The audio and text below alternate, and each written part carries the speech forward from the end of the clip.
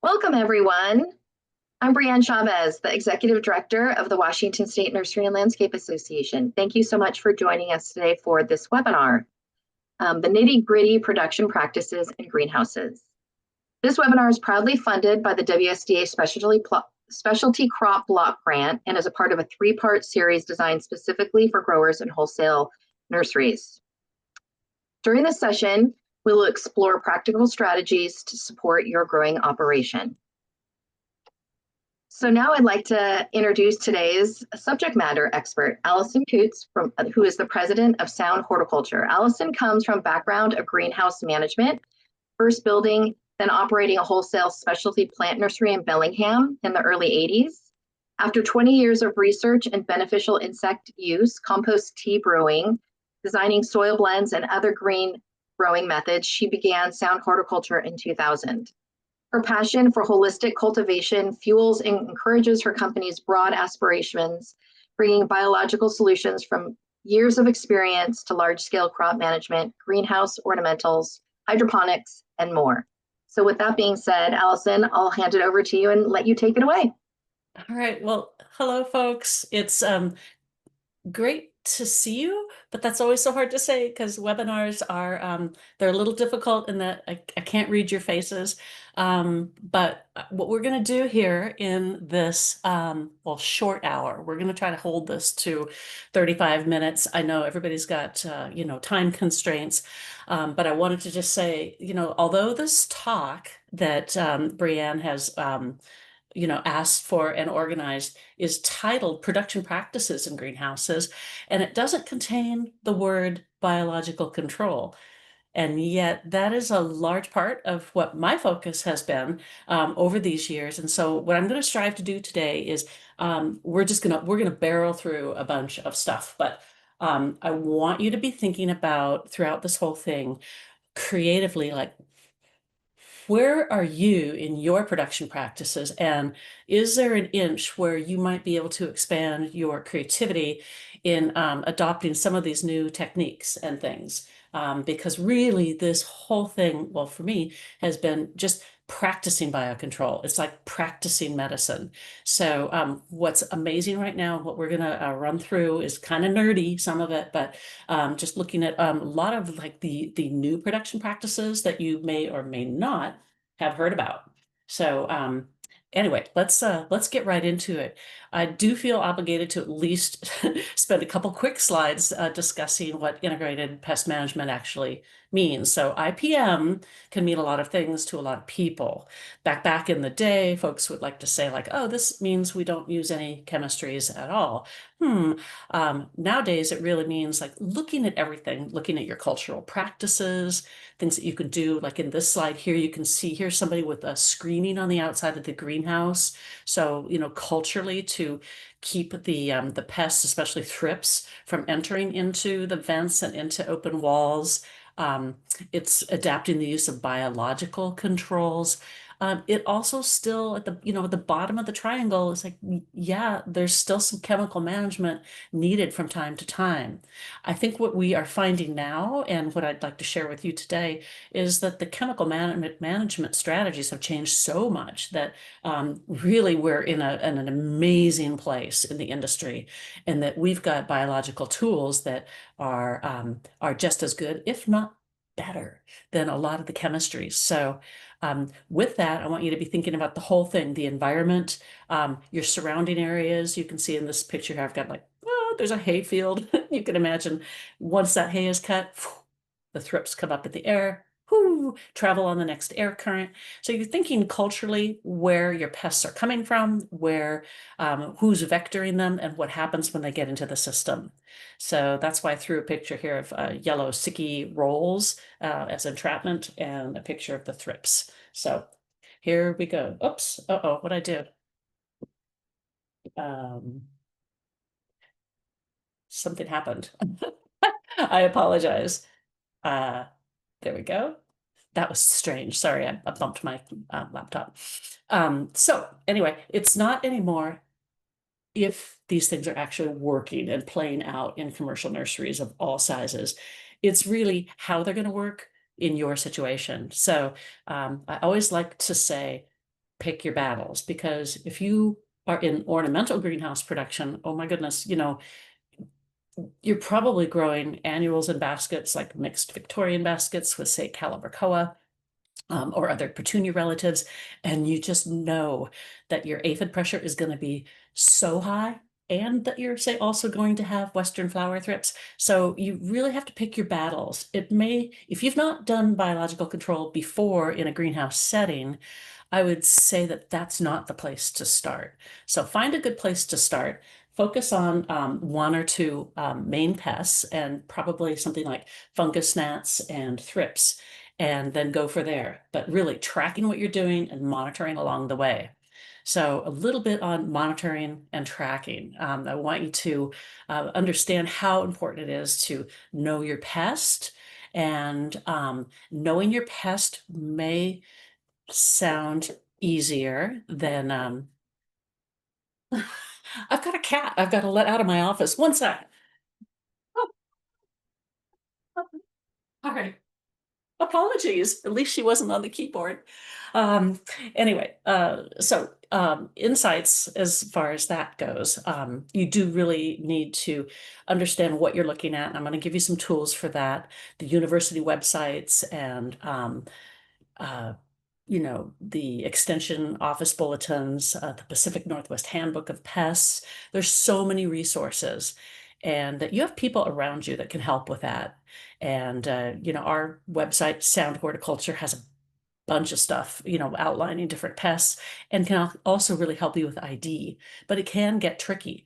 So you do need to know the difference if you're dealing with, say, thrips pressure, what the differences might be between, say, Western flower thrips and, what if you have echinothrips or another variety? So your strategies for treatment are not always going to be the same, even in the same world of, say, aphids or thrips. So just please keep that in mind. Also, I want to just stress that it's really important to engage everybody in your outfit. Okay, so there's just so many different techniques. I'll share a few with you. One is like a flagging system. You've got a grower, she's out in a greenhouse, she's all alone cleaning plants for the afternoon, and she sees scale or mealybug or thrips.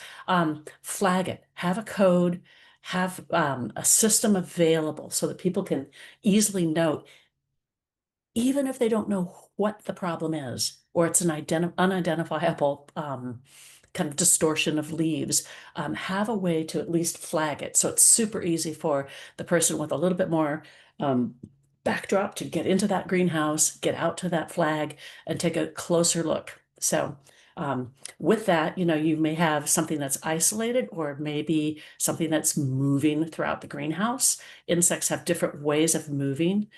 For instance, aphids may just kind of be, compartmentalized here and there, and show up in little spotty spots without really necessarily a pattern that you can follow.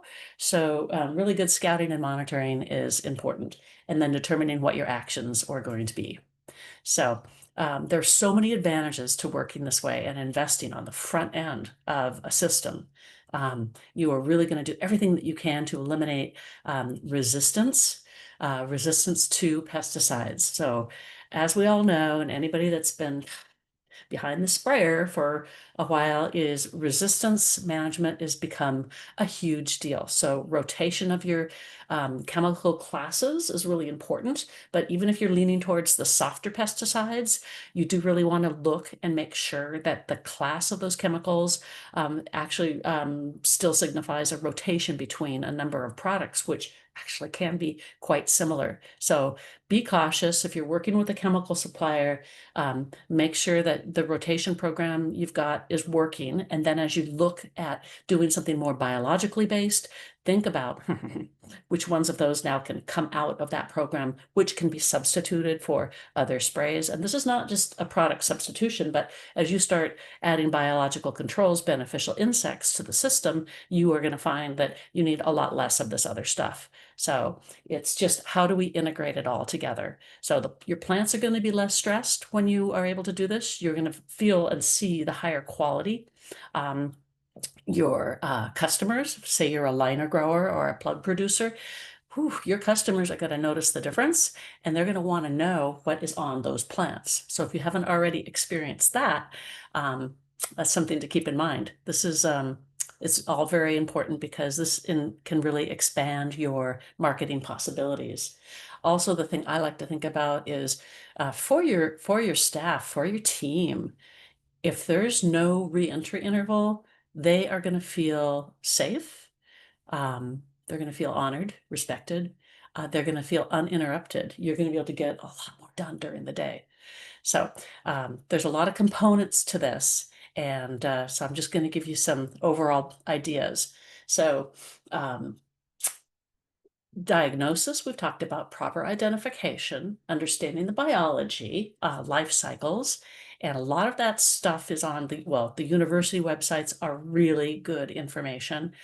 We've also got some great life cycle charts on our website that really help you identify like where's the vulnerable point going to be in the life cycle of that pest that you're trying to control.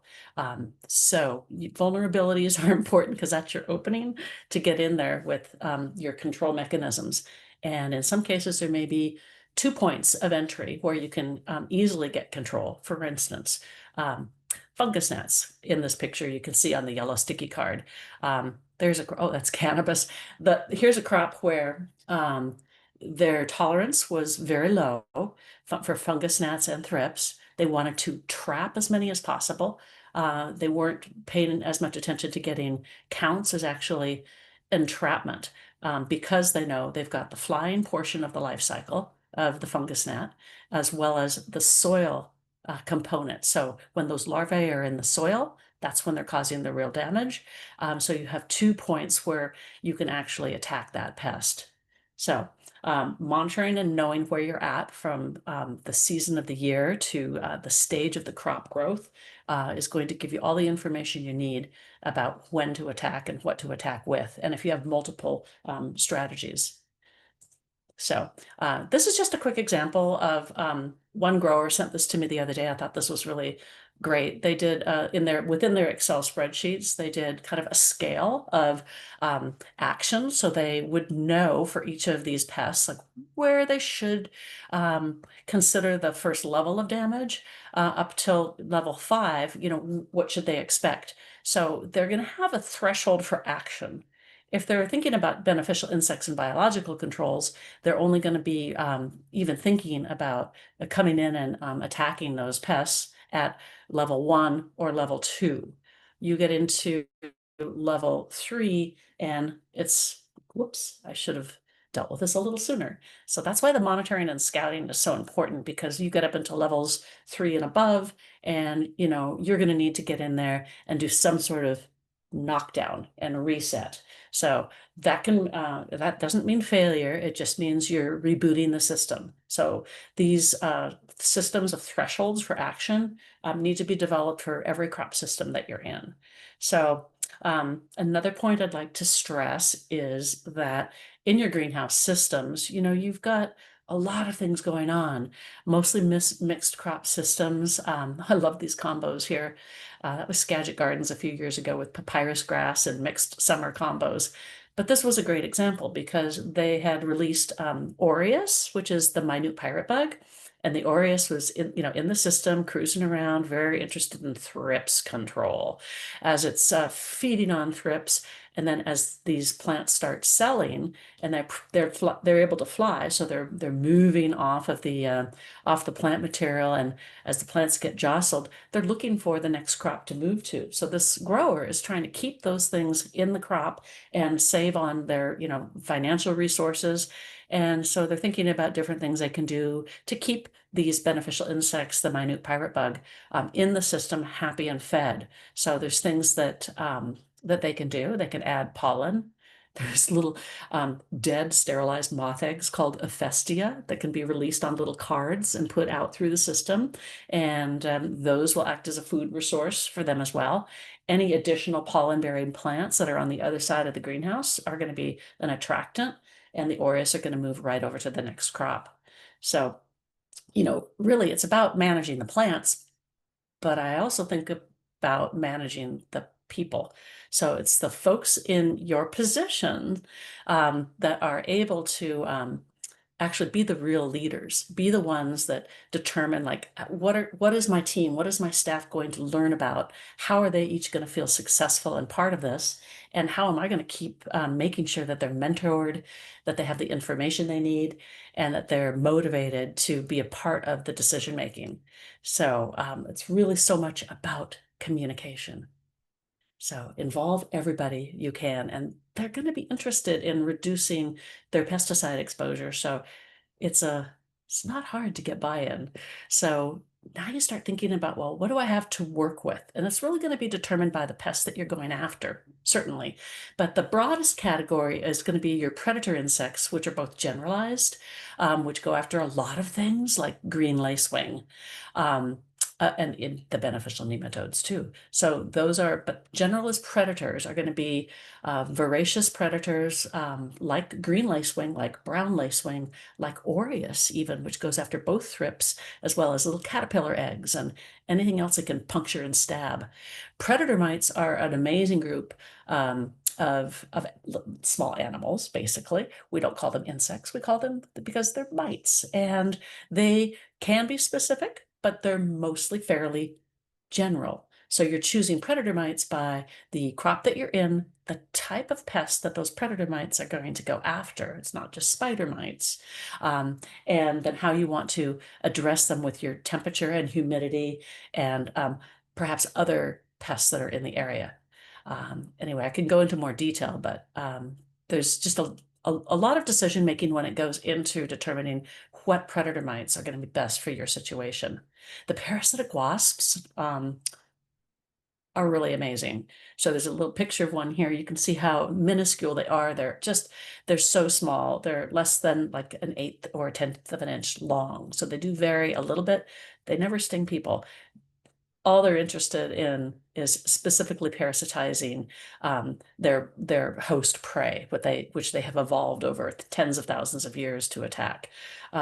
Generally, we find those very useful for aphid control, but there's also parasitoid wasps that are good for scale control and mealybug and other things. So the nematodes, we could spend an hour on the nematodes. They're fascinating. So they're small, almost microscopic little roundworms that you water in, and they go after like thrips and fungus gnats and grubs and all sorts of things. So there's choices between those products as well. Temperature and prey, that kind of thing determines which ones you'd choose. Lastly, the microbial pesticides, they have come a long way. So this is what I find really fascinating, and this is where we're going to nerd out a little bit more. But you're still thinking about, I'm sure, starting points. Maybe you've already been down this road and you're already well into a biological control program. I hope that's true. For many people, though, you're just starting to think about like, well, what are the crops that are going to make the most sense? Of course, it's easier to start in like a vegetable crop that doesn't matter because you're harvesting the peppers or the tomatoes. It doesn't matter what the foliage looks like. Or maybe you have crops that don't have disrupting insects like aphids and thrips. Oh, I only have to deal with the thrips. So you got to think about what all it's going to take to handle those particular crops. Keeping crops separated, keep growing systems separated, and thinking about the cultural aspects as well. So success is actually pretty simple. Determining the starting point is the key thing. So a lot of growers will start in propagation with drenches of nematodes and treatments with predator mites like Stratiolaelap so they can get fungus gnat and thrips control. I will also show you though that what dipping is doing, dipping cuttings prior to sticking and rooting. Big game changer for so many growers. The second part of the picture here, I wanted to show you that there's so many different ways of applying these things, and many of them are actually time release. So it may be that you don't, for whatever reason, your crop, you're not starting in propagation, but you have no pests until you're up into flower, and then maybe you need aphid control. So that might be your starting place in that particular crop.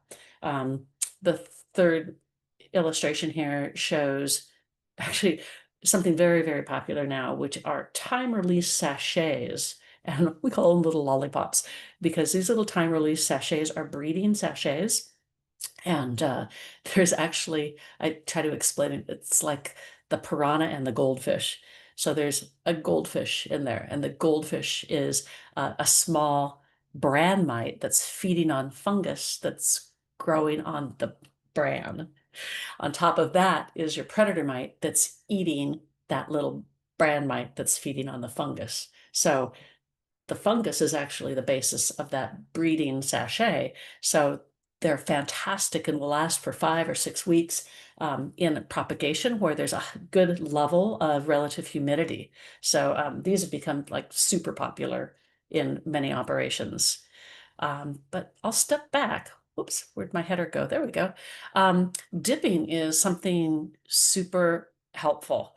And if you are interested in learning more about that, there's a lot of details, crop by crop, available at the On Floriculture website, and I've popped the website up there. But basically, this is when growers will take like an oil or a soap or a microbial biopesticide and combine it in a tank, and hopefully there's like no issues with the chemical choice, whether it's biological or just biorational. But it would be, nice to choose those products that you use that do not require any special handling or reentry time. So that's something I'd be happy to talk to anybody about. I pictured one new product here that some growers really like, and its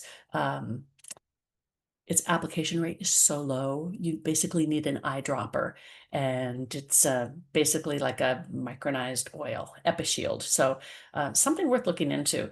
The biocontrols are used as well, like the Mycotrol in this picture, but that's the spore of a fungi, and that might have a 4-hour REI on it. There are other products now that are considered inoculums, which can be quite similar and in truth have some pesticidal activity for sure, not just a smothering agent like an oil, but can be very, very useful. However, you do have to look at the label and think about your workers. Because as you can see, when you're dipping, you're going to have some exposure to anybody who's handling those cuttings. And this gal is dipping some poinsettia cuttings. But so in some cases, you can mix these products together. And in other cases, you don't want to do that. You can imagine that there could be a concern about spreading pathogens or disease if you're dipping a lot of plug trays or even unrooted cuttings into a solution for a period of time. So keeping this fresh, keeping this rotating is really important. So the mycoinsecticides, though, are absolutely fascinating and have really taken, our industry by storm. They're not all the same. So formulations differ widely. Like what you might use in a dip tank is going to be different than what you might use in in another environment as a spray. So just note that it's real important in all of these cases with these myco-insecticides, which are fungal, to have very high relative humidity. Even if you have to artificially stimulate that humidity by watering down the floor of the greenhouse or spraying them kind of late in the afternoon. What you want to do is elevate that humidity if needed, if it's below 60%, and hold it there for a few hours, even 6 hours would be optimum. So that can be kind of hard to do if disease is also an issue. So talk with your kind of care providers and think about what of these products work and where they might fit into your system. So for instance, if powdery mildew is a big issue, then mycoinsecticides during that time period are probably not going to be a great option. But REI is something also to pay close attention to. But I will mention that here's a few of the most popular creatures, these most popular organisms. 3 main fungi kind of comprise these popular new materials that are out there. Beauveria bassiana probably sounds familiar to many of you. Botanigard was like the old guard. That was the first of main popular fungus or myco-insecticide to hit the market back in the late 80s, early 90s. Much work has been done. Many, many, many strains have been collected. Many have been worked on. What we're discovering is that different specific strains have different characteristics and strong points. And so some of the newer products are absolutely fantastic. Registration can be an issue. There's a lot of movement in the industry, so it might be good to talk to somebody before you choose which one to use. The third one on this list, I'll mention vetiver, is a little different than the others in that it's an oil dispersion. So it's got a little bit more oil, and it has actually activity treating spider mites, which the other ones aren't as well versed in hitting spider mites. So it is important to think about which one you're going to choose for what type of job. The second fungi, Isaria there's mostly out there in the market one main strain that is being utilized. This one is really good as both a foliar spray, but it's also used for things like root aphids and as a drench. So in some situations, you might need a fungi in the soil to kill root aphids or root mealybugs, things like that. So that's definitely something to think about. The third one is actually a soil-borne organism itself called Metarhizium, and you might have heard of the old Met 52, which is no longer on the market. Lalamond has purchased that, and now it's called Lolgard. There was a granular version available too, which I'm sure will be back. There's been some production challenges, but when that one gets back on the market, you can think about like, ooh, if I have a situation where I want to mix a granular biopesticide into my soil prior to planting, that's the one. So there's a lot of cool things happening. And I'm going to go down a little mini rabbit hole here because what we've learned about, for instance, Beauveria bassiana, the first one, Botanigard, and those sprays that we use, those are fungal spores. Those fungal spores vary so greatly, and you can imagine they've evolved tremendously over so many millennium, different countries, different situations. What the microbiologists have really been working on hard, and there's just a lot of new information coming out on, is which of these are actually working in a more systemic fashion. So we've known for eons things like compost teas and diverse microbial bacterium and fungi, but mostly the bacterium have been organisms that could actually be watered into a plant and systemically translocated through the plant and help the plant on so many levels, stimulating like immune responses and more metabolic secondary metabolites and basically byproducts that can ward off insects. They've discovered now, well, there's a couple commercial products coming out, and the interesting thing is that these Beauveria bassiana can get inside the plant, translocate as if they were a fungi, actually colonize the plant from inside, and work symbiotically within the plant structure. So it's pretty amazing. This is taking kind of large scale ag by storm. So canola, corn, wheat, that kind of thing in the Midwest. I think that's about 7 million acres now, getting these kinds of treatments as basically seed treatments on the front end of the crop cycle. So there's a couple of new products coming out.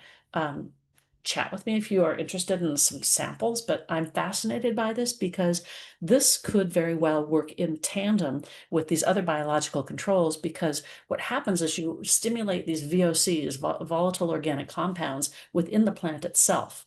And those VOCs are going to help ward off and repel quite a bit of pest activity. So if you can combine that with beneficial insects and or some of these other microbial products, I just feel like our toolbox has expanded so much in the last even 3 years. I was going to say 10, but in the last 3 years, the options.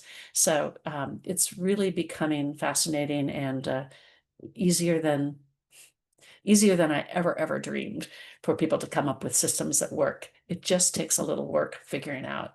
So I think a really good jumping off spot for people is using, say, for instance, the beneficial nematodes. These can be used for thrips and um, fungus gnat and shorefly control, especially good in propagation for problematic plants, which are slow to root, and there's always problems that build over time, especially if trays sit for longer than needed. Or in so many cases I've seen lately where irrigation is done by boom watering, and there's excessive water sitting on the floor. Larger growers are sometimes really in a conundrum in that they can't always control how much water sits in a particular zone or area. So the beneficial nematodes will actually, you water them in, they enter into an orifice of the pest insect in the soil. Basically, they infect it from there, they propagate themselves and feed on the inside of the insect. They secrete basically a bacterium. The bacterium is the active ingredient. So the bacterium that they generate as they're feeding on the inside of their host insect is what kills the insect. So there's a lot of really awesome compatibility. The reason why these are such a good starting place is because they're actually quite compatible, even if somebody was still doing like fungicidal drenches. So the type of nematode you use and the manufacture, how it's manufactured, is going to also dictate application rates. So be careful with that and make sure you have good support.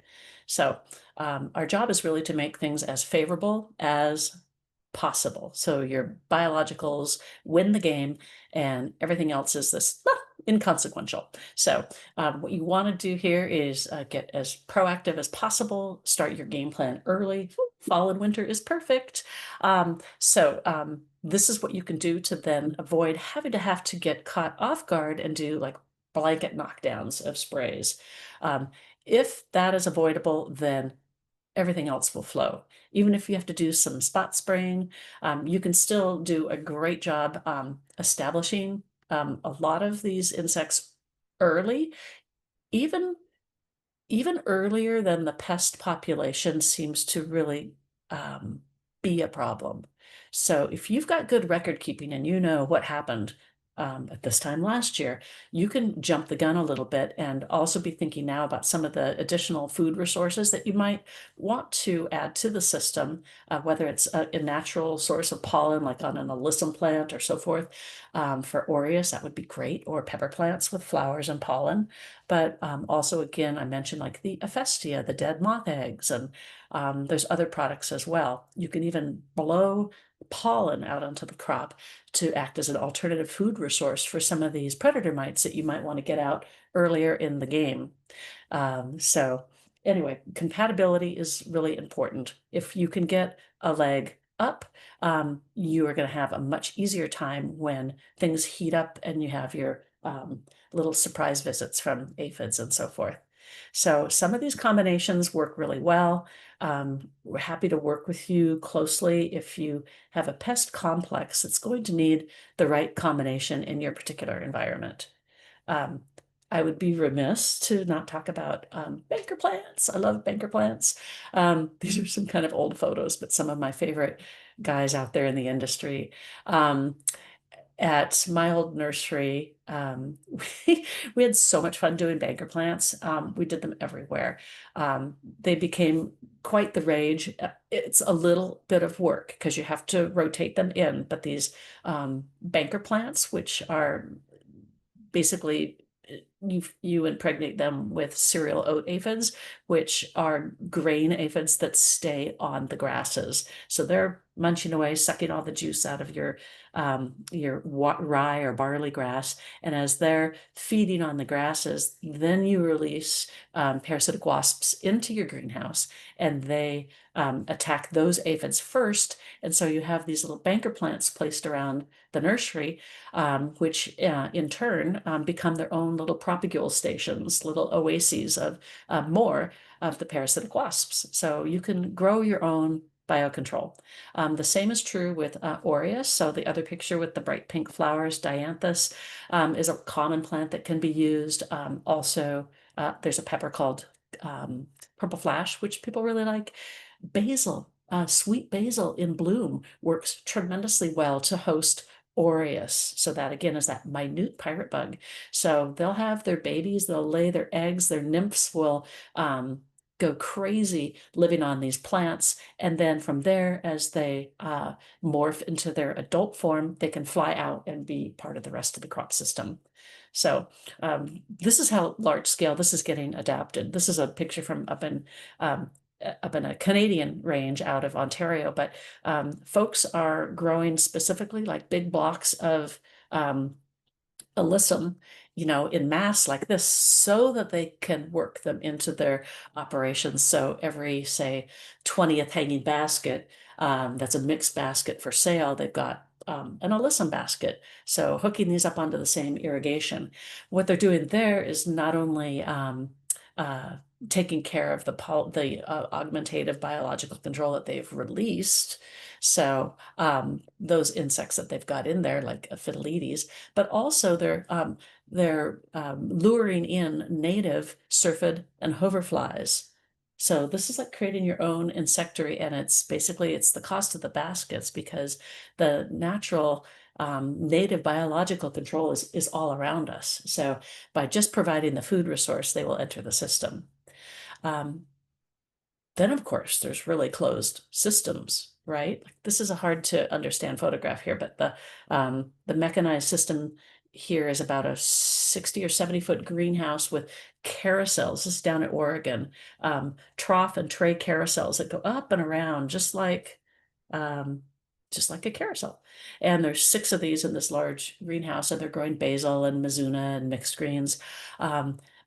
The carousel is constantly moving. There are some lights below, but how do you best approach a situation like this? There's a lot of vertical controlled environment agriculture going on now. So we have to think about the movement of these insects. And so that would be a great situation where you can either use green lacewing adults, or in this picture, I've got brown lacewing. So Micromus, it's another species. That would be certainly very, very mobile. Aureus, the minute pirate bug, also very mobile. But thinking about it, like some of the problems here could be just at time of planting, maybe down low, and maybe fungus gnats or shortfly. So that would be a place for something like rove beetles to be released that could then hop, skip up through the system. So I'm not sure if I have a picture of those in this show. Anyway, but we'll get through all of this. There's a lot of detail here. So again, it's choosing the right mode and mechanism of treatment. It might be the time release sachets that hang in the crop, or it could be the sticks. Some people like these sachets that are on continuous rolls for certain aspects of like taller crops, like imagine a 3-gallon clematis in a greenhouse for 8 months. What's the best way to get through that system? Blister packs can be time release. I crossed out Priscillus mite as a time release option because I really don't like the products that are out there yet. But there's reasons for that. Some people use release boxes, but the question is, how are you going to get this stuff out there? So it may be that you have a carrier that these organisms, these bugs are in. And if you're trying to cover a large acreage, you might actually be leaning towards drones now. So there's a bit of this going on, more so in California, more so in row crops, more so in orchards. But that doesn't discount like the opportunity to do this for field crops and open production. Really good carrier mediums need to be used that won't damage the insects because they're going to be rolling around and dropping down out of the sky. So, that's kind of an interesting topic in itself. I like parboiled rice hulls, and that's what we use in and actually production of potatoes. So we fly over with a crop duster there. But there's just so many options. As you can imagine, get into the greenhouse, you're probably going to have a hard time running a drone through there. So what growers are doing now, oh, there's my friend Adam again. That's an old picture. That little shot of the Makita with the little dispenser. What he's doing there is he's actually blowing out pollen as a food resource. And this is a very fine-tipped applicator with a little bit of blowing behind it. Um, kind of the fresh products on the block now. The gentleman in the lower picture, he's got what's called an entomatic, and that's produced by BioBest, and that's something that we have available now. And the neat thing here is that this has the battery pack, the weight of the system down at the hip level. So say you've got a little gal and she needs to cover 3 acres of hanging baskets. This would be a great way to put the beneficial mites needed or green lacewing eggs with rice hulls in that hopper. And then there's an extension wand that can hook onto this belt. And then that puts the grower up and facing the crop. And she's just walking down that crop line and hitting every basket along the line. So real advantages to some of these blowers. This one from Copert that's called Natratech is nice because it's very gentle and it blows things out at 2 different levels and drops them down very uniformly. The one, however, I'm super stoked about hooks onto a Makita or a DeWalt or Milwaukee. You do need some adapters if it's not a Makita, but the newer Makitas, it pops right on, and you can either use their dispenser, which would be their actual like a liter size container of say predator mites, or it comes with the funnel hopper that you can put any of a variety of materials from the supplier that you're working with. So I like that they're cool. They don't care whose bugs you put in there, but like this is the mechanism. So it's super lightweight. It goes out about 16 feet, really uniform in the crop system. Just fabulous as far as speeding you up so that you can be cruising along at 3 or 4 miles an hour and quickly cover an acre. So I really like this stuff. So anyway, it's like figuring out, well, where does the rubber hit the road? That's going to be different for everybody because the materials that you need for each crop system are going to be a little different, whether they're biopesticides or beneficial insects. The equipment that you might need is going to be based on scale. But such an important thing is thinking about the labor and your investment in labor, because it's really easy to put out these bugs, and it's getting harder and harder to find somebody that wants to spray chemicals. So REI times can make a big difference. There's a lot of arguments to get your team, your management behind these things, and these are all things that so you can read it. I'm going to move on. I don't think we need arguments for this anymore. But what we do need is we need to be proactive. This is a situation I just threw in this slide because um, uh, we've thought of our chemistries as being so predictable over time. That's really changing. We may or may not have chemicals that are actually even going to do the trick, even some of the most expensive materials out there. So I'm kind of asking this question a bit more and more. Um, so think about that a little bit, because the investment of your energy on the front end of the crop and really doing good housekeeping and cleaning and cultural and sanitation, um, all of those things can help you reset the stage. Maybe you had to spray, but then maybe it was time to come in and do a clean overhaul. That is the time and place to start. Not in a messy greenhouse with drainage problems and no commitment from your team. There's so many things you can do to ensure your predictability, not just improve your probability of success, but just ensure it. So if you need help with that and proposing that argument, we've done that many times to help growers kind of, prepare themselves for whatever resistance they might have. It's really interesting. That said, sometimes the call to arms, the call to do things differently in your nursery may come from the top down. I love when that happens. Um, Quite often, though, it's, from middle management just saying, something's got to change here. We got to do something a little differently. So there's just so many ways to approach this. There's biorational options, there's compatible pesticides left and right, and then there's the compatible microbial pesticides that go along with these that have very, very little impact on the beneficial insects. So choosing those. It's interesting though, as things go softer and softer, I almost see like a lot of the botanical sprays that I used to do in my own operation as being like, oof, that's almost like the hardest thing we do now, because those will often have more of an impact on the beneficials. That said, there are some of these botanical oils, like peppermint oil, that's taken now and run through like nanotechnology. So they've totally micronized that oil particle to the point where it is actually not harmful to the insect, but it's or to the beneficials, but is actually pretty hard on the feeding insects that are going for the juice in the plant. So those are quite something different to explain. But there are exceptions to the rules, but you're going to find as you lean softer and softer, you're going to get pickier and pickier about what you use and where. So, oh, I think we already had this slide. Sorry about that. So reentry considerations, things that you can chomp on as you make these determinations. It's like, well, what crop and can you afford even a 4-hour REI? And I just threw in the slide to get you thinking about the very fact that some materials now will actually, they might be labeled as a pesticide, but they might be purely like botanical ingredients and very soft, maybe a little oil, may actually have a FIFRA 25B exemption to that rule. And those may be worth considering.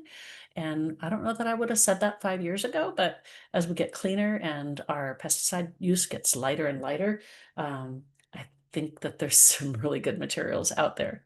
So, like to just chat with you a few minutes about aphids.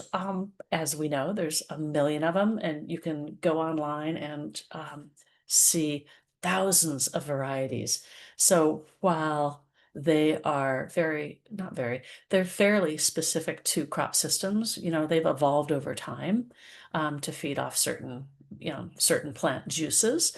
They differ widely from one another. Some have more waxy cuticles. Actually, root mealybugs are closely related to aphids, so waxy coatings, things that could make them more or easier to treat. Your strategy is going to differ, even the size of the aphid, if you're using biological control. So I know I mentioned those little parasitic wasps, but even within that category, there's quite a few of them. So Ophidius colmani and Matricariae are the ones that have been kind of out there the longest. I particularly like Matricariae, but it's hard to get. Colmani is great for about 40 different species of aphids. But some aphids are bigger than others. And so Ophidius urvi and another one called Aphelinus is actually quite popular these days for some of the larger aphids like foxglove aphids. But as you can see, they insert their egg into the back of the aphid. Um, the uh, the young wasp starts to pupate inside the aphid. When it's done and ripe and has just carved out the whole inside of the aphid, it turns into a brown mummy. So I'm sure you've seen these around.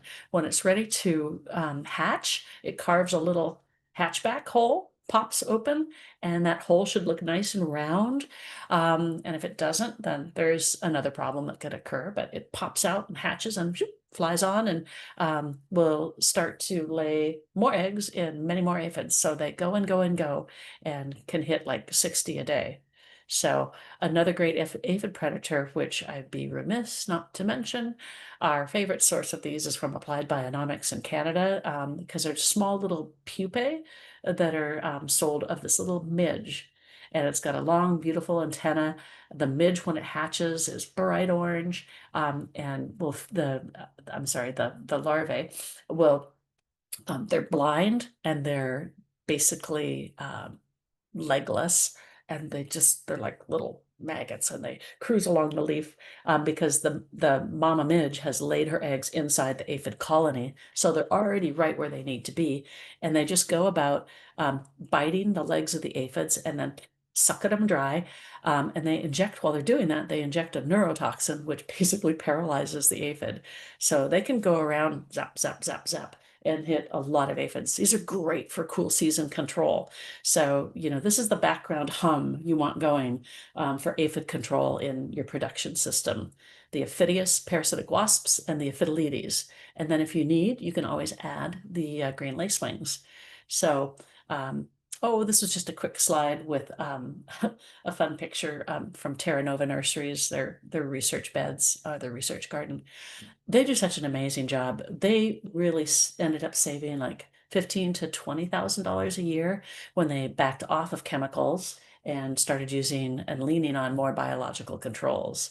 So Ty there has been there for many years, and it's just been really amazing to watch these greenhouses change and the philosophy change and the support from the management top down to support these moves. So all these advancements that I've been talking about have been, fairly recent.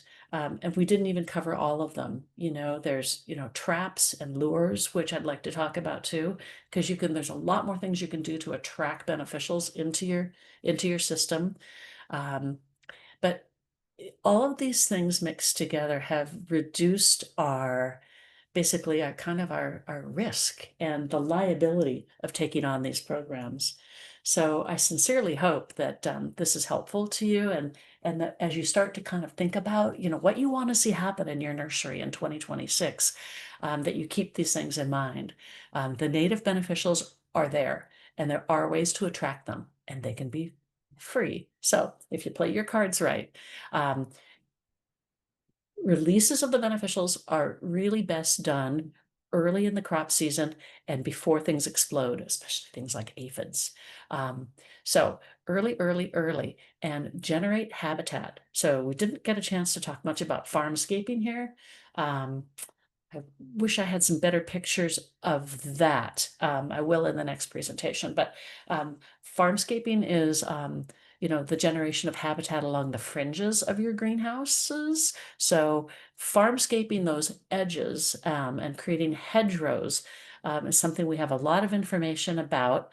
And I think on our website, you can go to soundhorticulture.com, and under the resources, I believe we've got there the PDF, the big ATRA paper. So ATRA is the appropriate technology transfer for rural areas, and it's a publication now you might have to pay for if you go to their SARE website. But check out our website, see if you can find that there, because that will match up like the kinds of plants you can plant around your nursery that are going to attract the certain kinds of beneficials they're going to go after, particularly what kinds of pests. So with all that, I hope I haven't overloaded you with too much information, but it's been really fun to speak to you today, and I'm sorry I can't see your faces, but please track us down and ask any questions you might have. So with that, thank you so much, and I hope you have a great fall and wonderful winter season of thinking things through.